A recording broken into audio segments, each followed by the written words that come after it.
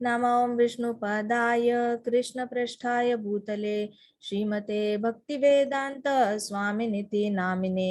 नमस्ते सारस्वते देवे गौरवाणी प्रचारिणे निर्विशेष शून्यवादी पाश्चात देशतारिणे। ओम अज्ञानतिमिरान्धस्य ज्ञानाञ्जनशलाकया चक्षुरुन्मिलितं येन तस्मै श्रीगुरुवे नमः। श्री चैतन्य मनोभीष्टं स्थापितं येन भूतले स्वयं रूप कदा मह्यं ददाति स्वपदान्तिकं। हे कृष्ण करुणा सिंधो दीनबंधो जगत्पते गोपेश गोपिका कांत राधा कांत नमोस्तुते। तप्त कांचन गौरांगी राधे वृंदावनेश्वरी वृषभानुसुते देवी प्रणमामि हरिप्रिये। वाञ्छा कृपा सिन्धुभ्य एव च पतितानां पावनेभ्यो वैष्णवेभ्यो नमो नमः। जय श्री कृष्ण चैतन्य प्रभो नित्यानंदा श्री अद्वैत गदाधर शिवासादि गौर भक्तवृंदा। हरे कृष्णा कृष्णा कृष्णा हरे राम राम राम हरे हरे। ओम भगवते वासुदेवाय। ओम नमो भगवते वासुदेवाय। ओम नमो भगवते वासुदेवाय। नारायणं नमस्कृत्यं नरं चैव नरोत्तमं देवीं सरस्वतीं व्यासं पूजयेत्। नष्टप्रायेषु भद्रेषु नित्यं भागवत सेवया भगवती उत्तम श्लोकी भक्ति भवति नैष्टिकी। मुखं करोति वाचालं पङ्गुं लङ्घायते गिरिं यत्कृपातम् अहं वन्दे श्रीगुरो दीनतारणं। हरे कृष्ण कृष्ण कृष्ण हरे हरे हरे राम राम राम हरे हरे। कृष्णा माता जी। हरे कृष्णा। सो आज की कहानी का नाम है the physician's knife. Srila Bhaktisiddhanta Saraswati Maharaj हमें आज की कहानी से एक फिजिशियन नाइफ, फिजिशियन मतलब कौन, डॉक्टर, ठीक है, तो एक डॉक्टर का नाइफ, एक डॉक्टर की जो चाकू होता है ना, उसके बारे में बताएंगे। Alright. Amar was a village boy who had been suffering so much from a boil on his back that he attempted suicide. एक लड़का था, अमार नाम था उसका, उसके पीठ पे एक बहुत बड़ा एक फोड़ा आया था और उसको उस फोड़े से बहुत दर्द हो रहा था। उसको इतना ज्यादा दर्द हो रहा था उस फोड़े से कि वो सोच रहा था कि मेरी जान ही चली जाए प्रभु, मैं तो जिंदा रहना ही नहीं चाहता, मेरे पीठ पे जो फोड़ा है मुझे सोने भी नहीं देता। तो his mother and close relatives were trying to alleviate his pain by using hand fans or even by orally blowing on swelling boil. तो उनसे जो मदर थी, उनके रिलेटिव्स थे, रिश्तेदार थे, वो क्या कर रहे थे ना, ऐसे हैंड फैन होता है ना, वो ऐसे करके उसके पीठ पे जो बॉइल है उसको ठंडा, जो फोड़ा है उसको ठंडा करने की कोशिश करते थे और फैन लगा रहे थे, कुछ ना कुछ उसके ऊपर ऐसे ऐसे फूकेंगे, ऐसे फूक कर उसका जो बॉइल है वो ठीक करने की कोशिश करते थे हमेशा। तो यहाँ पे one of his neighbors advised that boy should be given some drug to save him from such unbearable physical agony as anesthetic drug. तो जो बेहोश होने वाली दवाई होती है ना, तो किसी ने एडवाइस किया कि इसको बेहोश होने वाली दवाई दे दो। बेहोश होने वाली मतलब वहां का जो एरिया है ना, वहां वो एरिया बस बेहोश हो जाए, ऐसा नहीं कि पूरा बच्चा बेहोश हो जाए, लेकिन बस उतना जो एरिया है पीठ का जहां बॉइल आया हुआ है उतने ही एरिया पे उसकी जो फीलिंग आ रही है ना दर्द वाली, वो दर्द वाली फीलिंग उसको नहीं आएगी। तो उतने एरिया को एक एनेस्थेटिक मेडिसिन देकर उसको नम कर दो उस एरिया को। जैसे कई सारे लोग होते हैं, हेडेक होती है तो क्या करते हैं, फ्रिज में से बर्फ लेंगे, आइस लेंगे, एक नैपकिन में डालेंगे और ऐसे पकड़ के बैठ जाएंगे, तो हेडेक ही है। अब क्या होता है, वहां का एरिया नम हो जाता है तो दर्द होना बंद हो जाता है। किसी किसी को कोई पंच करता है या गिर जाते हैं और हाथ ऐसे काला नीला हो जाता है, तो वो लोग क्या करते हैं, वापस आइस पैक्स लेते हैं, वहां पे लगाते हैं, तो वो एरिया थोड़ा सा नम हो जाता है। तो ये फर्स्ट एड में भी सिखाया जाता है कि कहीं पे भी ऐसा दर्द होता है तो आइस पैक लगाना थोड़ा सा दर्द कम करेगा। तो इन लोगों ने सोचा कि इसको ऐसी मेडिसिन दे देते हैं जिससे कि वो वाला एरिया जो है नम हो जाएगा और उसको दर्द नहीं होगा। तो एक नेबर ने बताया, फिर दूसरा इंसान ने बताया, another person recommended it was better if the boy was killed in order to relieve him eternally from the painful experience. एक महान नेबर, एक महान पड़ोसी ने कहा, इस लड़के को मार ही डालो, हमेशा के लिए अपने दुखों से उसको मुक्ति मिल जाएगी। मतलब ये उसकी महान सजेशन थी, ठीक है। अभी his argument was that the boy had been suffering terribly because he was alive. अब वो जो दूसरा पड़ोसी था वो कह रहा था कि देखो वैसे भी ये इतना तड़प रहा है, जिंदा है इसीलिए तो तड़प रहा है, मर जाएगा तो थोड़ी ना तड़पेगा, मार डालो, ये उसका सजेशन। तो if he were dead he wouldn't be any pain more, तो ये मर गया तो नहीं दर्द होगा उसको ज्यादा। The result would be complete solace to both disease and patient. तो वो पड़ोसी कहता कि देखो रिजल्ट कितना अच्छा होगा, हमेशा के लिए शांति मिल जाएगी उस फोड़े को भी और लड़के को भी। तो कलयुग की ना ये बहुत बुरी बात है वैसे देखा जाए तो। इसको कहते हैं कि इच्छा मृत्यु कही जाती है। इच्छा मृत्यु जैसे भीष्म पितामह को थी ना कि वो चाहेंगे तभी मर पाएंगे। लेकिन आजकल क्या होता है ना, विलिंगनेस पे भी कुछ लोग किसी किसी कंट्रीज में लीगल है, और उसमें ऐसे कहा जाता है कि जो लोग कोमा में चले जाते हैं, वो हिल नहीं पाते, तो वो ऐसे लिख सकते हैं कि मैं, मेरे साथ अगर मैं वेजिटेबल स्टेट में चला गया, वेजिटेबल स्टेट मतलब सब्जी, यहाँ से उठाई मेथी की सब्जी वहां रखी, यहाँ से धनिया पत्ती उठाई वहां रखी, अब वो खुद से तो हिलती नहीं है, खुद से बोलती भी नहीं है, कुछ नहीं है, उसको वेजिटेबल स्टेट कहते हैं। तो कलयुग की ये बहुत बुरी फ्लाइट है, जहाँ पे किसी किसी कंट्रीज में ये लीगल बनाया गया है, परमिशन दे दी गई है कि अगर किसी को खुद से मर जाना है अपनी तकलीफों से मुक्त होने के लिए, तो वो साइन कर सकता है अपनी मृत्यु के लिए। तो हॉस्पिटल वाले उसको वैसे वाला बेहोश होने वाला इंजेक्शन दे सकते हैं, उसके बाद उसकी मृत्यु करा सकते हैं। या फिर वो अगर ऑक्सीजन पे है तो उसका बस ऑक्सीजन का मास्क साइड करना है, वो ऐसे ही सफोकेट होके चला जाएगा। तो ये भी कुछ लोग मांगते हैं, खुद से ही मांगते हैं कि अब मुझे तकलीफ हो रही है तो मैं मर जाना चाहता हूँ, तो वो लिख के रखते हैं। तो कलयुग में ये सारी चीजें भी चल रही है, हालांकि ये कहीं पे भी शास्त्रों में सैंक्शनड नहीं है, लेकिन कहते हैं ना उल्टी बुद्धि वाले लोग ये काम करते हैं। सो यहाँ पे वो पड़ोसी इसीलिए कह रहा था, देखो वैसे भी बड़ा तड़प रहा है, इसको मार दिया तो फोड़े को भी शांति और इसको भी शांति। Unnerved by such advice the wise father of boy immediately sent for an experienced physician. अभी क्या हो गया ना, वो लड़के के फादर, फादर तो फादर होते हैं ना, फादर बहुत प्रोटेक्टिव होते हैं, किसी के भी फादर कभी अपने सपने में भी नहीं चाहेंगे कि उनका बच्चा उनके सामने चला जाए। पहले जब भी बच्चे को कुछ होता है ना, सबसे पहले माता को लगता है मैंने क्या गलत तो नहीं खिलाया, ऐसे माता गिल्ट में चली जाती है, और फादर गिल्ट में चले जाते हैं, मैं अपने बच्चे को प्रोटेक्ट नहीं कर पा रहा हूँ, मेरा काम है, मेरा फर्ज है इसको प्रोटेक्ट करना, और मैं प्रोटेक्ट नहीं कर पा रहा हूँ, तो फादर अलग से आत्मग्लानि में चले जाते हैं, गिल्ट में। तो फादर्स और ये होता है ना, फादर जो प्रोटेक्शन की मेन जिम्मेदारी खुद से ही उनके ऊपर आ जाती है, उनको सबसे ज्यादा चिंता होती है जब भी घर में कोई बच्चा बीमार हो जाता है। सो यहाँ पे क्या हुआ, उसके जो फादर थे वो बड़े वाइज थे, उन्होंने देखा एक पड़ोसी बोल रहा है मार डालो, एक पड़ोसी बोल रहा है इसको तो बेहोश होने वाली दवाई दो, तो इन्होंने क्या किया, चलो मैं बेटे को एक एक्सपीरियंस्ड फिजिशियन के पास, मतलब एक एक्सपीरियंस्ड डॉक्टर के पास लेके जाता हूँ। So disregarding his sons so called well wishers, जो इतने भी सो कॉल्ड नेबर्स थे उनकी बात ना मानकर, बहुत ही बुद्धिमान फादर थे जिन्होंने ये डिसीजन ले लिया कि मैं इसको एक अच्छे डॉक्टर के पास लेके जाऊंगा। When the physician advised minor surgery would be required, the relatives, including the boy's mother, grandmother and others, started crying in a row.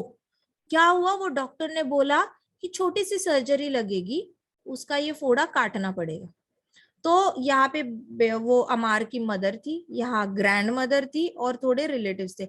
Line में खड़े थे, लाइन में जोर जोर से उन्होंने रोना शुरू कर दिया। हाय ये क्या हो गया, हाय हमारे बेटे को क्या हो गया, उसको चाकू से मार डालेगा डॉक्टर, ये क्या हो गया, ऐसे करके बोलने लगे। विलेजर्स थे। The ignorant boy also started abusing the physician in most bad words. अब वो जो लड़का था अमार, इग्नोरेंट था। इग्नोरेंट मतलब जिसके पास ज्ञान ही नहीं होता, ठीक है। इग्नोरेंट मतलब बिल्कुल ही, इसलिए कहते हैं ना तमोगुण को मोड ऑफ इग्नोरेंस कहा जाता है। तमोगुणी लोगों में, या फिर तमोगुण, जो तमोगुण के कंट्रोल में चला गया इंसान, उसके पास ज्ञान नहीं होता। तो वैसे ही उस वक्त के लिए ज्ञान एब्सेंट हो जाता है उसके दिमाग से। तो वैसे ही ये जो अज्ञानी लड़का था अमार, जिसको इतना पीठ पे दर्द हो रहा है, वो भी डर गया। मम्मा भी रो रही है, दादी भी रो रही है, रिश्तेदार भी रो रहे हैं, और पापा मेरे को इस डॉक्टर के पास लाए हैं, ये डॉक्टर तो छुरी लगाने वाला है मुझे। तो ऐसे करके उसने डॉक्टर को ही बुरी, बहुत बुरे बुरे वर्ड्स, बुरी गालियां देने लग गया। बोलने लग गया, you have come to kill me, leave me alone right now, और I must send for the police to arrest you. तुम मुझे मारने के लिए आए हो, अभी के अभी मुझे छोड़ के चले जाओ, नहीं तो मैं पुलिस को बुलाऊंगा, तुम्हें अरेस्ट करवाऊंगा। Why don't you strike the knife on your own body. उसने बोला, ये जो आप जो चाकू हाथ में लेके मेरा फोड़ा काटने चले हो, ये चाकू आप अपनी बॉडी में क्यों नहीं डाल देते, अपने आप को क्यों नहीं मारते, मुझे क्यों मार रहे हो, ऐसे करके। Would you go and lynch your own son. उसने बोला, क्या आप यही चाकू अपने बेटे पे, खुद के बेटे को मारोगे, क्या उसका आप खून करोगे। लो, डॉक्टर को बोल रहा है, I would rather take a dose of poison before I surrender myself into your hands for certain death. कहते हैं इससे अच्छा तो मैं विष पी के मर जाऊं, लेकिन मैं आपके चाकू से मरना पसंद नहीं करता। Turning a deaf ear to boy's outburst, the physician held him tightly. उसका कुछ नहीं सुना, वो जितना चिल्ला रहा था ना, उसको अनदेखा कर दिया, अनसुना कर दिया, बिल्कुल ही। डेफ ईयर मतलब सुनकर भी अनसुना कर दिया। जैसे आप लोग करते हो ना, मम्मा किचन से बुला रही होगी, आप चल के चले जाते होगे रूम में, इधर चले जाते होंगे, मम्मा तो बुलाती रहती है, आधा टाइम आपको सुनाई भी नहीं देती होगी मम्मा की आवाज, कुछ ना कुछ आवाजें आती रहती है। अपने ही ख्यालों में आप लोग मैथ्स करना है, ड्राइंग करना है, ये करना है, मम्मा पीछे से बुला रही है, अरे कितनी बार बुला रही हो, आ जाओ। वैसे कुछ लोग अपने ही ख्यालों में।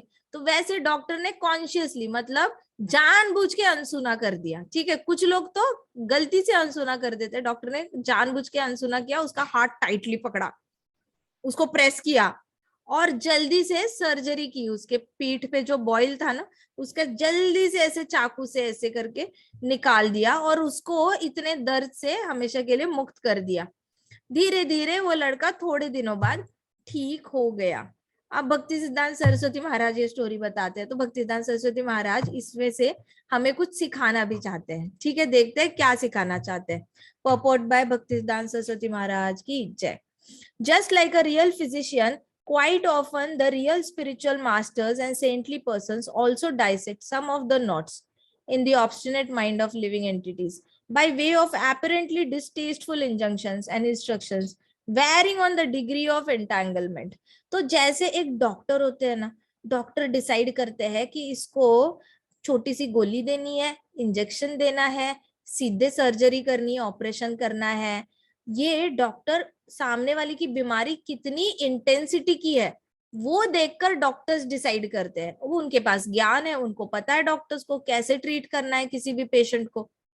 वैसे ही कुछ वाइज लोग होते हैं, संत आत्मा होते हैं ना, संत लोग होते हैं, वो सामने वाले की बीमारी देखते हैं, क्या ये बीमारी अभी अभी की है, क्या ये बीमारी पिछले 10 जन्मों की है, पिछली 84 लाख जन्मों की है, कितनी ज्यादा गहरी वो बीमारी है। बीमारी मतलब कौन सी बीमारी होगी, झूठ बोलने की बीमारी, गंदा रहने की बीमारी, तपस्या ना करने की बीमारी, बहुत ज्यादा दूसरे को चीट करने की बीमारी, बहुत ज्यादा ग्रीडीनेस की बीमारी, लोभ बहुत ज्यादा, किसी किसी को गुस्से की बीमारी लग चुकी होती है, बार बार गुस्सा करते हैं, किसी किसी को बिल्कुल ही बिना सोचे समझे बोलने की बीमारी लग जाती है, बार बार कुछ भी सामने वाले को बोल देते हैं, सामने वाले को दुख हो सकता है, सोचते भी नहीं है। तो इसको बीमारियां कहते हैं, ठीक है। शास्त्रों में बीमारियां कहा गया है जिसको बहुत क्रोध आता है, बहुत ज्यादा उसको ग्रीड होती है, कोई चीज चाहिए लस्ट हो जाती है। तो ये सारी बीमारियां संत महात्माओं को पता होता है किसमें कितनी मात्रा में है, कितने क्वांटिटी में, उसके बेसिस पे संत आत्मा उस स्पेसिफिक इंसान को स्पेसिफिक इंस्ट्रक्शंस देते हैं। गुरु जो होता है स्पेसिफिक इंस्ट्रक्शन एक एक को पकड़ के देंगे, तुम हर रोज माला जाप करना ही करना, तुमसे माला जाप रुकना नहीं चाहिए। किसी को बोलेंगे तुम डीटी वर्शिप कर रहे हो ना, एक दिन भी तुम्हारी डीटी वर्शिप रुकनी नहीं चाहिए। तुम, ये पूरा मंदिर का कंस्ट्रक्शन है, पूरे मंदिर के कंस्ट्रक्शन में सारा सीमेंट का, ईंटों का सारा हिसाब किताब तुम देखोगे।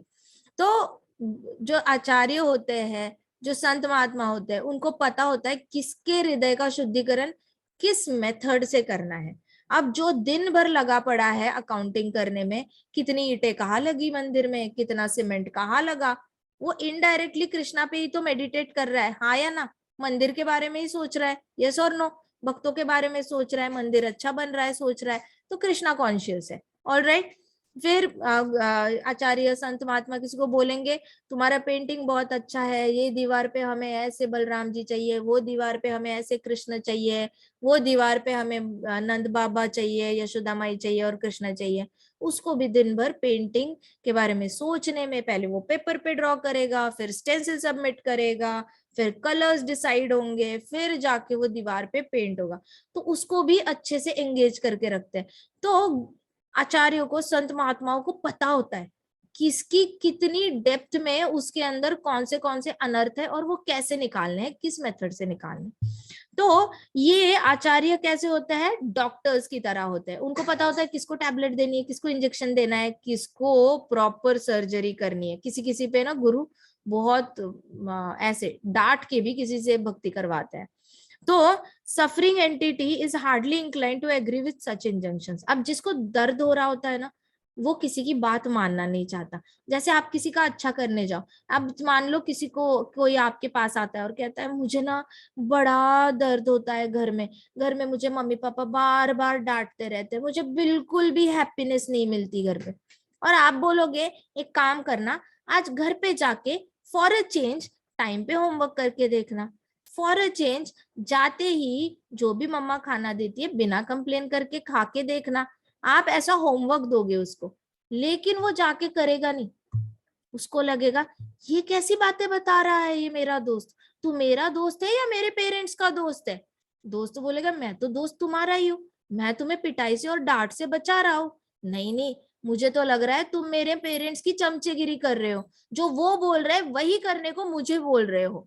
तो उसको ये समझ में नहीं आएगा, उसका दोस्त आप उसका अच्छा सोच रहे हो, वो ये सोचेगा कि आप उसको गलत चीजें बता रहे हो, जो उसके पेरेंट्स भी उसको हमेशा बताते रहते हैं, वो नहीं सुनता तो उसको डांट पड़ती है।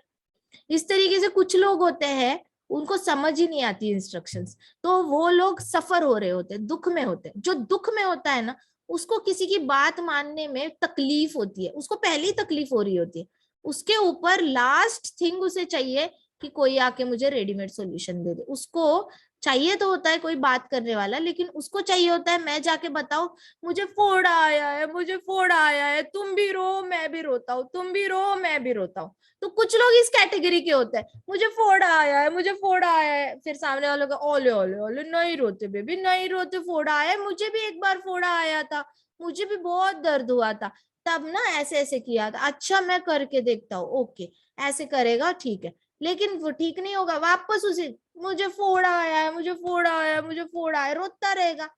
सॉल्यूशन देने वाला उसको नहीं चाहिए, उसको सॉल्यूशन चाहिए ही नहीं। तो ये लोग जो होते हैं ना, जो बहुत दुखी होते हैं, उनको लास्ट चीज एक्सेप्ट ही नहीं होती, कोई परमानेंट सॉल्यूशन दे रहा है तो उनको बस चाहिए कि उनके दुख में कोई रोने में साथ दे दे उनको, दैट इज इनफ। तो कलयुग में और कहते हैं कि हमें बस रोने के लिए क्या कहते हैं, रोते वक्त कोई कंधा चाहिए। उनको कंधा क्यों चाहिए? रो रहे हो तो रोना बंद करने के लिए सॉल्यूशन ढूंढो ना, किसी का कंधा चाहिए क्यों? सो इस तरीके से suffering entities is hardly incline to agree. Bhaktisiddhanta Saraswati Maharaj कहते हैं कि जो दुख में होता है ना, वो रेयरली, बहुत कम बार अग्री करता है कि उसको उसके दुख को निकलने के लिए कोई सॉल्यूशन है। वो अग्री ही नहीं करता पहली बात तो। और फिर बहुत ज्यादा हार्श वर्ड्स भी यूज करता है। दुख में है तो उसको लगता है कि मुझे लाइसेंस मिल गया बुरी बातें करने का। तो जो दुख में होता है उसको ऐसे लगता है मैं दुख में हूं ना, मैं कुछ भी बोलो तुमने सुन लेना चाहिए, मैं दुख में हूं ना, मैं कैसे भी तुम्हें कुछ भी बोलो तुमने सह लेना चाहिए, क्यों? क्योंकि मैं दुख में हूं। सो such kind of man, such kind of suffering entity has lot of harsh words for saintly people. तो जो सेंटली पीपल होते हैं उनके लिए वो स्पेसिफिकली बहुत गिन चुन के हार्श वर्ड्स साइड करके रखता है, रूड टाइप के वर्ड्स, और फिर उनको अपना दुश्मन समझने लगता है और बहुत बुरी तरह उनको ट्रीट करता है, ऐसा दुखी इंसान। So-called relatives and friends of such suffering entities strongly advocate against such operations to avoid the apparent pain and uneasiness. अभी जो so called रिश्तेदार होते हैं ना, so called रिश्तेदार क्यों बोले गए हैं, फ्रेंड्स क्यों बोले, so called क्यों? क्योंकि रियल फ्रेंड होता है ना वो आपको सॉल्यूशन की ओर लेके जाएगा, लेकिन जो सो कॉल्ड फ्रेंड होता है ना वो आपको प्रॉब्लम में लटका के रखेगा। इतना याद रखना, मतलब I have seen so many places, best friend best friend best friend कहते तो है, हर रोज एक एक घंटा फोन पे बात करेंगे, लेकिन दोनों मिलकर एक छोटी सी प्रॉब्लम का सॉल्यूशन पर आ नहीं पाते। दोनों मिलकर किसी की बुराई करेंगे हर रोज एक घंटा, लेकिन सॉल्यूशन नहीं निकालेंगे प्रॉब्लम का। ये उसको बोलेगा तुम ऐसे करके देखो, वो बोलेगा नहीं करके देखा रे, वर्क नहीं हो रहा है। ये बोलेगा ऐसे क्यों नहीं करते हो, फिर वैसे करके देखो। फिर ये बोलेगा वो भी करके देखा, नहीं वर्क हो रहा है, चल छोड़ना, हमें क्या करना है। दूसरे दिन वापस राम कहानी, हर रोज इनका रामायण चलता है, हर रोज कुरुक्षेत्र की बातें होती है, ये हुआ वो हुआ, ये प्रॉब्लम है वो प्रॉब्लम है। दोनों बातें करेंगे लेकिन they will not come to any kind of solution. इनको कहते हैं सो कॉल्ड फ्रेंड्स। जो दुख बता रहा है वो मूर्ख, जो हर रोज उसको सुन रहा है वो महामूर्ख। जिसके पास दुख है ना उसको समझ ही नहीं आ रहा है कि उसका दोस्त उसको लटका के रख रहा है, उसके दोस्त को बस रिस्पेक्ट मिल रही है, कोई मुझे कॉल करके आ रहा है इसकी उसे बहुत खुशी होती है। ऑल राइट, सो उसको क्या मिल रहा है, उसका तो ईगो सेटिस्फाई हो रहा है, उसके ईगो को बहुत खुशी मिल रही है कि कोई मुझे कॉल कर रहा है, कोई मुझे एडवाइस पूछ रहा है। वाह वाह वाह, मुझे तो क्या चाहिए था, मुझे नेम चाहिए था, मुझे रिस्पेक्ट चाहिए था, मुझे हर रोज मिलता है, हर रोज मुझे एक डोज मिल जाता है। क्यों? मेरा दोस्त दुखी है वो मुझे कॉल करता है, दैट्स इट। तो ये उसके इंद्रियों को खुश कर रहा है और ये भी उसके इंद्रियों को खुश कर रहा है, बस just by listening, that's it. कोई सॉल्यूशन नहीं है। इनको कहते हैं सो कॉल्ड दोस्त, जो साथ में तो होते हैं, रिश्तेदार साथ में होते हैं, लेकिन जैसे ही उनको कोई एडवाइस करे ना, डॉक्टर के पास जाओ, डॉक्टर आपकी सर्जरी करके अच्छे से ठीक करेंगे, उतने में वो बोल देंगे नहीं नहीं नहीं, डॉक्टर्स को पैसा चाहिए होता है बस, डॉक्टर्स ने तो बिजनेस बना रखा है, अब देखो बड़े बड़े हॉस्पिटल, ऐसे वैसे करके उसको डीमोटिवेट करेंगे। वैसे ही कुछ लोग कहते हैं कि क्यों जाना संत महात्माओं के पास, क्यों जाना भक्ति करनी, कोई जरूरत नहीं है, घर में बैठो, घर में भक्ति करो, बाहर मंदिर जाने की जरूरत नहीं है, भक्तों का संग करने की जरूरत नहीं है, घर में जो करना है करो। हद हो गई। जब कृष्णा और इतने बड़े बड़े आचार्य खुद बता रहे हैं संग करो संग करो, आपका यह नया रूल निकल आया, घर पे ही बैठो घर पे ही बैठो। इस तरीके से सो कॉल्ड फ्रेंड्स होते हैं ना, वो परमानेंट सॉल्यूशन की ओर नहीं जाने देते, वो आपको जहां पे हो ना वहीं पे टिक के रखेंगे, एज इफ की एक इलेक्ट्रिसिटी का खंबा कभी नहीं हिलता, वहीं पे उसको बहुत सारे प्रॉब्लम्स आएंगे लेकिन वो खंबा हिलता नहीं। वैसे ही कुछ लोग जहां है वही खड़े रहते हैं, अपनी प्रॉब्लम नहीं सॉल्व करते। सो कॉल्ड रिलेटिव्स और फ्रेंड्स हमेशा ही एक्सपर्ट्स के पास जाने से रोकेंगे। तो कुछ लोग कहते हैं ना मेरी मम्मी ने ये बताया, मेरी सिस्टर ने ये बताया, कोई लोग बोलेंगे मेरे दोस्त ने ये बताया, मेरे भाई ने ये बताया, लेकिन हमारा प्रॉब्लम सॉल्व नहीं हुआ। तो आपको पता है आपकी प्रॉब्लम सॉल्व नहीं हुई, तो आप बार बार उन्हीं लोगों के पास जाके सोल्यूशन क्यों मांग रहे हो? आपने एक्सपर्ट्स के पास जाना चाहिए, लेकिन नहीं। So called relatives and friends of such suffering entities will always advocate against the experts. Some such pseudo friends, even in the name of impersonalism, advise one to commit suicide to get rid of rut. तो कहते कि कुछ तो ऐसे दोस्त होते हैं ना, मतलब दोस्त के नाम पे दोस्त का मुखौटा पहना होता है लेकिन उसके अंदर उनको बहुत जेलसी होती है। इतनी ज्यादा जेलसी होती है कि वो लोग दोस्त बनकर तो आते हैं और कहते हैं इससे अच्छा तो तुम जान ही दे दो। आई नो वन केस जहाँ पे एक लड़के को उसके दोस्त ने बोला, ओहो हो, तुम्हें जो लड़की अच्छी लगती थी उससे तुम्हारी शादी नहीं हो सकती, तुम्हारी जगह मैं होता तो मैं अपनी जान ही दे देता। मैं तो ऐसे मैं तो मुझे जो लड़की अच्छी लगती है मैं उसी से शादी करूंगा, और मेरी अगर शादी नहीं हुई उससे तो मैं फिर अपनी जान दे दूंगा। ऐसे सिर्फ बोल के चला गया, उसको पहले से उसके साथ जेलसी थी। इसने सुन लिया और उसको लगा ओहो अभी मैंने अपनी जान नहीं दी तो सब लोग हंसेंगे और बोलेंगे हे देखो इसको लड़की पसंद थी और उससे उसने शादी नहीं करी। तो उसको अपनी इज्जत प्यारी थी, तो उसने क्या किया, वो लड़की जो थी उसके लिए उसने फिर जान दे दी। हालांकि लड़की के लिए जान नहीं दी थी, उसको ऐसे लगा कि वो जान दे देगा तो दोस्तों की नजर में उसकी इज्जत बढ़ जाएगी, दोस्त समझेंगे देखो कितना अच्छा यार है हमारा, ये उसको जो चाहिए था नहीं मिला इसलिए उसने इतनी बड़ी बिल्डिंग से कूद पड़ा, देखो उसके अंदर कितनी हिम्मत है। तो बेसिकली उसको बस रिस्पेक्ट चाहिए थी और अपने दोस्तों से, वो चाहता था मेरे जाने के बाद 4 लोग मेरे बारे में अच्छा बोले। लेकिन 4 लोग अगर अच्छा बोलने वाले हैं तो 100 लोग बुरा भी तो बोलने वाले हैं कि देखो कैसा डरपोक निकला, एक छोटी चीज को लेकर जान दे दी अपनी। तो इस तरीके से कुछ लोग ऐसे स्यूडो फ्रेंड्स, इनको कहते हैं स्यूडो फ्रेंड्स, जैसे पूतना स्यूडो फ्रेंड है। पूतना ने अपना सुंदरता सुंदर वाला रूप लेकर आई, लेकिन कृष्णा को मारने के लिए आई थी, किसी ने शक भी नहीं किया। तो सुंदरता के पीछे क्या था, विष भरा दूध था। वैसे ही स्यूडो फ्रेंड्स होते हैं जो अपना ऐसा मुखौटा बनाएंगे कि वो बहुत अच्छे अच्छे हैं, लेकिन अंदर से कंटिन्यूअस इतने जल रहे होंगे कि वो लोग चांस ढूंढेंगे सामने वाले का बुरा करने का। तो ये स्यूडो फ्रेंड्स होते हैं, इनसे भी बचना चाहिए। तो इनफैक्ट देखो भक्ति सिद्धांत सरस्वती महाराज ना बहुत प्रैक्टिकल थे। वो सारी पूरी दुनिया का सच ना एक स्टोरी में डालने की उनकी वो ये थी, उनके पास कैपेसिटी थी, उनके पास वो एबिलिटी थी, क्वालिटी थी। बहुत कम लोगों में ये क्वालिटी होती है जो एक स्टोरी में इतने सारे लेसन्स छुपा के रखते हैं। It is very very big quality. और भक्तिदास सरस्वती महाराज कभी भी शुगर कोटेड कुछ नहीं बताते कि चलो मीठे भाषा में बता दिया, नहीं, वो जो है सो है, वो बता रहे। कुछ लोग ऐसे होंगे जो आपको मारने के लिए भी आगे पीछे नहीं देखेंगे। कुछ दोस्त ऐसे होंगे जो आपको जहां प्रॉब्लम है वहीं पे रखने की कोशिश करेंगे, क्योंकि उनकी इंद्रिय तृप्ति हो रही है, उनका अहंकार को हर रोज वाटरिंग हो रहा है कि आप अगर उनके साथ हर रोज प्रॉब्लम शेयर कर रहे हो तो ये 2 प्रकार के दोस्त होते हैं। जो ये जो अमार जो लड़का था उसके 2 नेबर्स को एक्सप्लेन करते हैं। Now, in fact, none of these ways can be fruitfully undertaken for eternal welfare of entity. इसमें से कोई भी एक मार्ग सबकी भलाई के लिए यूज नहीं किया जा सकता। The position of living entity is only realized after disentanglement from all the mundane attachments with the help of saintly injunctions sincerely followed.